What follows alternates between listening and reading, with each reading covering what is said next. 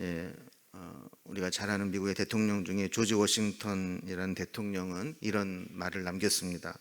성공은 그 사람이 거둔 것의 무게로 측정되지 않고 그가 극복한 장애물로서 측량된다라는 말입니다.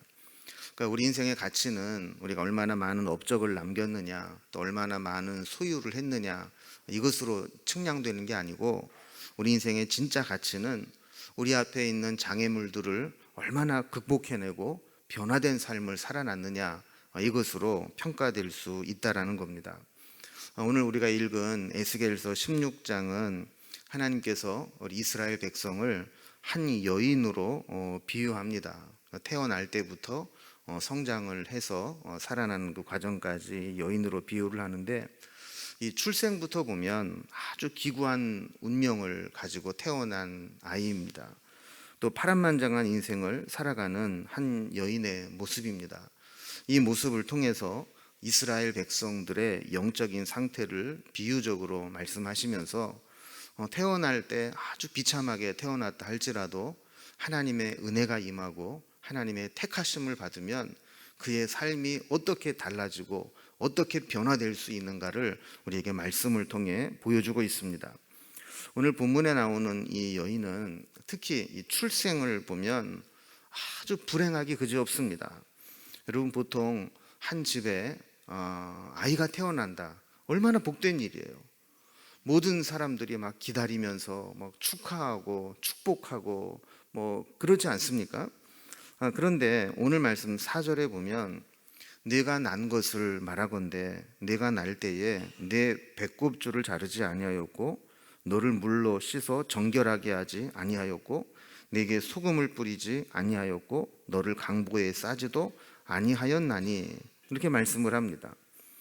여러분, 아이가 태어나면 특별한 돌봄이 필요합니다. 짐승들은 그냥 나누면 지가 알아서 크지만 사람은 그렇지 않잖아요. 사람은 태어나면 탯줄을 잘라줘야 되고 자른 부분을 소독을 해줘야 되고 또 강보에 싸서 잘 돌봐주지 않으면 이 아이가 제대로 성장하기는커녕 생명의 위협을 받게 됩니다. 그런데 이스라엘 백성들은 처음부터 태어날 때부터 이렇게 사람들에게 주변에 의해서 돌봄을 받거나 축복을 받거나 또 안정된 삶을 살지 못하고 늘 이렇게 위태위태하고 생명의 위협을 느끼는 가운데 있었다는 겁니다. 5절에도 보면 아무도 너를 돌보아 이 중에 한 가지라도 내게 행하여 너를 불쌍히 여긴 자가 없었으므로 내가 나던 날에 내 몸이 천하게 여겨져 내가 들에 버려졌느니라, 이렇게 말씀을 합니다. 자, 그러니까 태어날 때도 아주 비참하게 아주 위태롭게 태어났는데 그 이후에도 보면 별로 달라진 게 없어요. 마치 모든 사람들에게 버려져서 이 들에 던져진 버려진 존재와 같았다라는 겁니다. 그러니까 이스라엘 백성들의 현실이 그랬었죠. 이 주변에 힘 있는 나라들이 이리저리 치이고 끌려다니고 하면서 아무도 도와주지를 않았어요. 그래서 이스라엘 백성들은 정말 이 편안한 때가 별로 없고 늘 전쟁에 시달리고 늘 고통을 당하는 삶을 살았었죠. 자, 이런 자에게 하나님께서 어떻게 저들을 택하시고 변화시켜 주셨는가 하는 것을 우리에게 보여줍니다. 여러분, 우리도 보면 흔히 우리가 금수저라고 부르는, 태어날 때부터 아주 좋은 조건으로 태어난 사람도 있지만 또 때로는 정말 가진 것 없이 보잘것 없이 그렇게 살아가는 사람도 있습니다. 이런 자들에게 특별히 하나님의 은혜가 필요합니다. 특히 사람에게 어떤 사랑을 받지 못하고 은혜를 입지 못한 사람들이 하나님의 은혜를 깊이 만날 가능성이 많습니다. 왜냐하면 이 모든 게 다 갖춰져 있는 이 엘리트 그룹들은 그렇게 하나님이 절실하게 필요하지 않아요.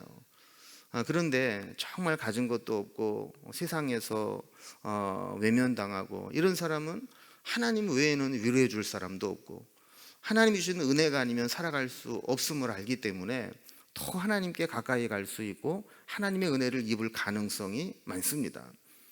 여러분, 이 목사들도 보면은요, 이렇게 이 모태신앙의 가정에서 몇 대째 목사가 되고 또 몇 대째 신앙생활하는 가운데 이 목사가 된 사람들은 이렇게 평탄하게 목회를 하기는 하지만 또 크게 쓰임 받는 경우도 많지 않아요.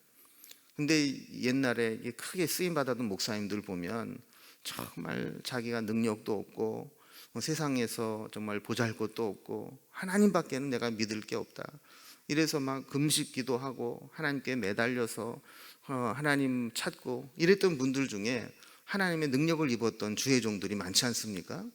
그러니까 우리도 마찬가지죠. 우리도 뭔가 배부르고 등 따시면 이 하나님 잘 안 찾아요. 그런데 정말 현실의 벽을 느끼고 내 한계를 체험하고 내 힘으로는 안 되겠구나, 이런 것들을 경험하게 되면 그때부터 하나님을 절실하게 찾게 되고 또 하나님의 은혜를 입을 가능성이 많습니다. 그래서 오늘도 이스라엘 백성들이 이 4절과 5절 살펴본 말씀을 보면 사람들에게 축하를 받거나 또 최소한의 돌봄도 받지 못하고 심지어는 들에 버려진 존재와 같이 그렇게 아무에게도 사랑을 받지 못했었지만 하나님께서 그를 불쌍히 여겨주시고 은혜를 주시고 만나주시게 될 때 그가 어떻게 달라지는가, 어떻게 변화되는가를 보여주는 겁니다. 그래서 우리의 인생도 태어날 때 환경이나 조건에 따라서 결정되는 것이 아니라 사실은 우리가 하나님께 은혜를 입느냐 못 입느냐, 여기에 따라서 우리의 인생이 결정되는 겁니다. 그래서 농담 삼아서 그런 얘기 하잖아요. 이 자녀를 막 공부도 시켜보고 과외도 붙여보고 학원도 해보고 이러다 안 되면 우린 작전을 바꿔요. 뭐로 바꾸죠? 안 해보셨어요? 자녀들이 다 알아서 잘 가요? 작전을 기도로 바꾸는 거예요. 이제 인간적으로는 안 되겠구나, 실력으로는 안 되겠구나, 우리가 돈으로 해도 안 되고 아무리 좋은데 붙여줘도 안 되고 방법은 기도로 키우는 수밖에 없구나, 이거를 깨닫게 되면서 하나님을 찾게 되는 겁니다. 6절 이하에 보면 이렇게 하나님의 은혜를 입게 될 때 그 4절과 5절에 비참했던 처지에 있던 자들이 어떻게 하나님께서 변화시켜 주시는가를 구체적으로 우리에게 보여주시는 것을 보게 됩니다. 6절을 보면 내가 내 곁으로 지나갈 때에 내가 피투성이가 되어 발짓하는 것을 보고 내게 이르기를 너는 피투성이라도 살아있으라, 다시 이르기를 너는 피투성이라도 살아있으라 하고 라고 말씀을 했어요. 여러분, 이 구절에 보면 피투성이라는 말이 3번이나 반복돼서 나오는 것을 보게 됩니다. 이스라엘 백성들이 버려진 존재와 같은데 그냥 버려진 게 아니라 피투성이와 같다라는 거예요. 여러분, 특별히 피투성이가 되어서 발짓하는 것을 보았다라는 것은 아주 심하게 상처를 입고 마치 막 경기를 하듯이 다른 곳은 움직일 힘조차 없고 그냥 발만 꼼지락꼼지락 거리는 그런 모습이라는 거예요. 여러분, 이런 사람을 보면 가능성이 없어 보이죠. 저게 살아날 수 있겠나, 저렇게 내버려 두면 그게 고통스럽게 하다가 죽을 수밖에 없는 상황처럼 보입니다.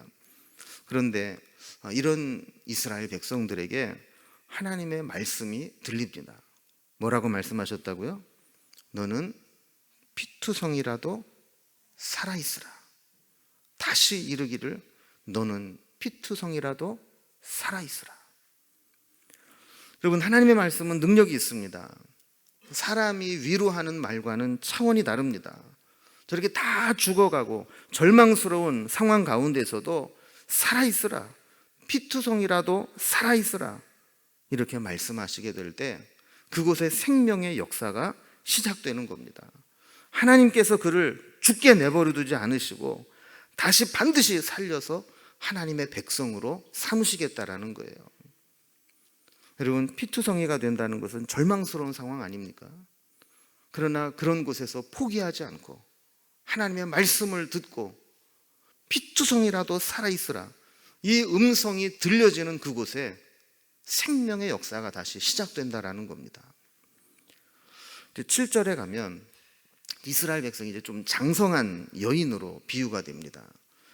내가 너를 들의 풀같이 많게 하였더니 뇌가 크게 자라고 심히 아름다우며 유방이 뚜렷하고 내 머리털이 자랐으나 내가 여전히 벌거벗은 알몸이더라 그랬습니다. 자, 아까 4절과 5절에 보면 이 아이가 태어날 때 뭐 거의 돌봄을 받지 못하고 들에 던져져서 6절에 피투성이처럼 되었다. 근데 그를 하나님이 살리셨다. 이렇게 됐잖아요. 근데 7절에 보면 이 아이가 이제 장성해서 처녀가 됩니다. 그래서 들의 풀과 같이 숫자도 늘어나고 또 성숙해지고 성장한 아름다운 여인처럼 이제 성장을 합니다. 그러나 아직까지는 여전히 벌거벗은 알몸과 같다 그랬습니다. 이 얘기는 뭐냐면 아직 혼자 힘으로 자기 스스로를 지킬 수 있는 힘이 없었다라는 거죠. 여러분, 이 세상에서 가장 위험한 것 중에 하나가 뭐냐면 매력은 있는데 지킬 힘이 없는 겁니다. 그럼 매력이 없으면 아무도 관심을 안 가져요. 그냥 거들떠보지도 않아요. 그런데 매력은 있는데 자기를 지킬 수 있는 힘이 없어요. 그러면 이 사람 저 사람 와서 찍적거리고 이 사람 저 사람 건드리게 되는 겁니다. 그러니까 이스라엘 백성들이 바로 그렇다라는 거죠. 여러분, 우리도 마찬가지입니다. 하나님의 은혜만 입고 거룩함과 능력을 입지 못하면 세상의 밥이 되는 겁니다. 우리가 하나님의 은혜를 입고 능력을 입고 이게 동시에 이루어져야지, 은혜만 입고 매력만 있는데 이게 거룩함도 없고 능력도 없다. 그러면 결국 하나님의 은혜 받고 축복받아서 세상 사람들에게 이용만 당하고 마는 거예요. 8절에 보면 이러한 이스라엘 백성들에게 하나님의 은혜가 더해집니다. 자, 8절에 내가 내 곁으로 지나며 보니 내 때가 사랑을 할 만한 때라. 내 옷으로 너를 덮어 벌거벗은 것을 가리고 네게 맹세하고 언약하여 너를 내게 속하게 하였느니라. 나 주 여호와의 말이니라 그랬습니다.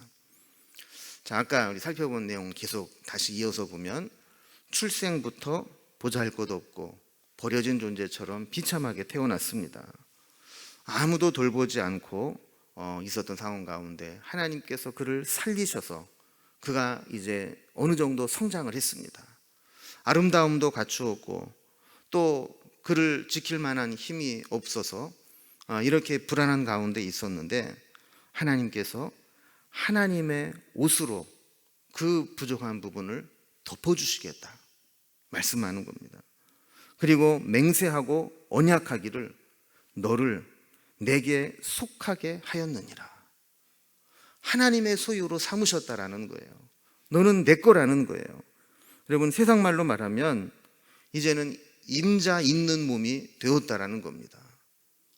하나님이 주인이 되시고 하나님이 남편이 되시니까 함부로 건드리지 말라는 거예요.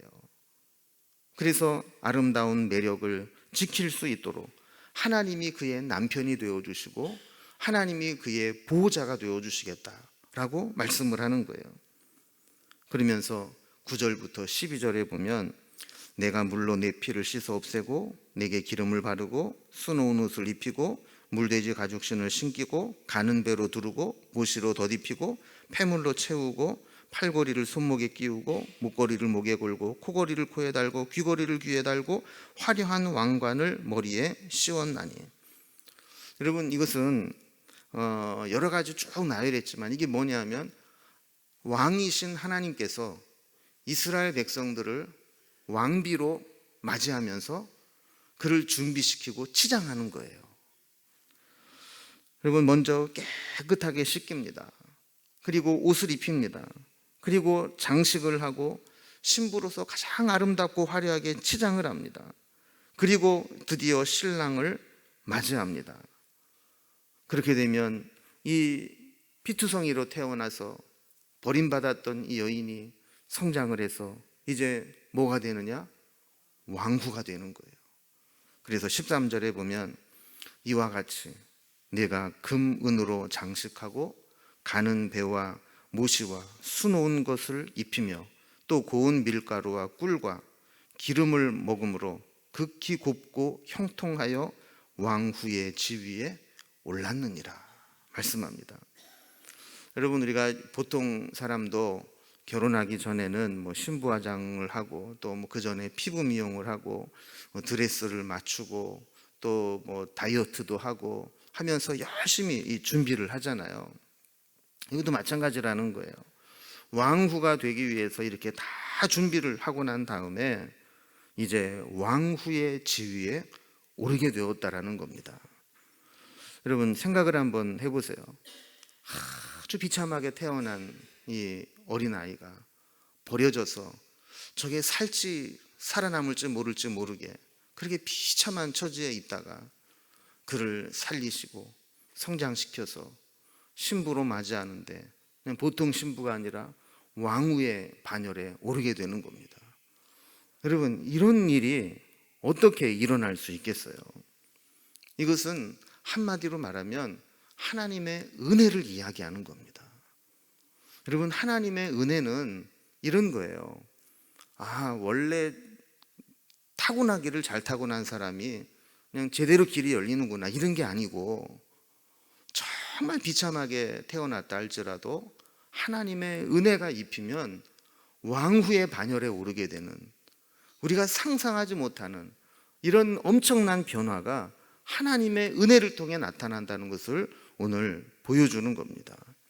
뿐만 아니라 14절 말씀해 보면 내 화려함으로 말미암아 내 명성이 이방인 중에 퍼졌음은 내가 네게 입힌 영화로 내 화려함이 온전함이라. 나 주 여호와의 말이니라.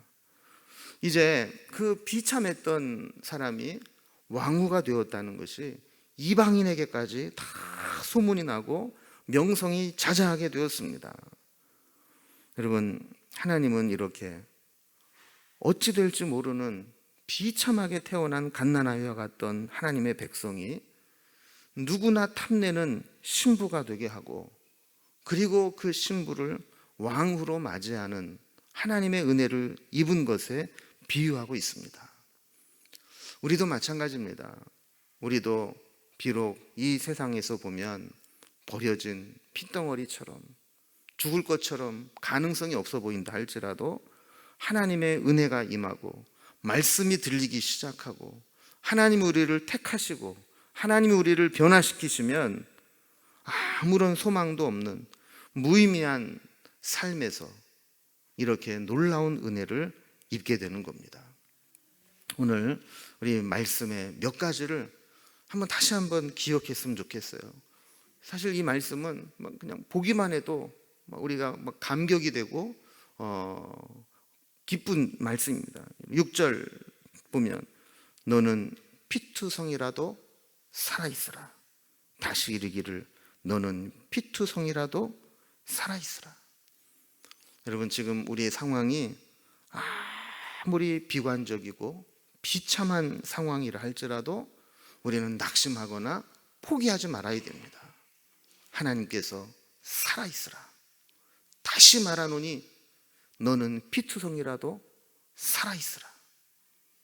우리에게 다시 생명을 주시고 다시 일으켜 세워주시는 주님의 음성을 들으실 수 있기 바랍니다. 두 번째로 8절에 보면 너는 맹세하고 언약하여 너를 내게 속하게 하였느니라. 이제 하나님이 우리와 언약을 맺어주시고 우리를 지켜주시고 하나님의 소유로 삼아주셨습니다.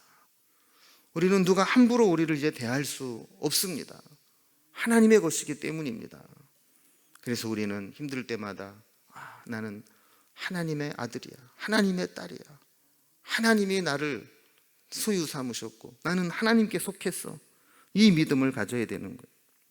여러분, 13절 극히 곱고 형통하여 왕후의 지위에 올랐느니라. 여러분, 우리가 지금은 아직 다 가꾸어지지 않은 모습이지만 언젠가는 하나님이 우리를 왕후의 지위에 오르게 하시는 것처럼 이전과는 비교할 수 없는 모습으로 우리를 변화시켜 주십니다. 그리고 마지막 14절 말씀과 같이 내 화려함으로 말미암아 내 명성이 이방인 중에 퍼졌음은 내가 내게 입힌 영화로 내 화려함이 온전함이라. 우리를 결국 온전하게 만드실 그 하나님을 우리가 기억해야 될 줄로 믿습니다. 미국의 37대 대통령 닉슨은 이런 얘기를 했습니다. 인생은 패배로 끝나는 것이 아니라 포기로 끝난다. 우리가 아무리 실패했어도 포기하지 않고 다시 하나님을 바라보면 그건 끝난 게 아닙니다. 또 독일의 철학자 임마누엘 칸트는 아무리 어둡고 캄캄한 밤이라 할지라도 자세히 들여다보면 별이 반짝반짝 빛나는 것이 보인다 그랬어요. 여러분, 믿음의 반대의 개념은 포기입니다. 믿음이 있는 자는 포기하지 않습니다. 포기하지 않는 것은 우리가 기도하는 것으로 나타나게 됩니다. 또한 지금 상황이 아무리 어둡고 캄캄해 보여도 사실은 그럴수록 더 하나님의 은혜가 반짝이는 별과 같이 빛나게 됩니다. 여러분, 우리가 오늘도 여러 가지 기도의 제목을 가지고 나오셨을 텐데 이 기도의 제목을 가지고 포기하지 않고 우리 주님께 다시 나아갈 수 있기를 바랍니다. 그래서 우리 하나님 앞에 기도해서 은혜를 입고 주님의 말씀이 들려지고 그 말씀대로 우리가 변화되는 역사가 나타나기를 바랍니다.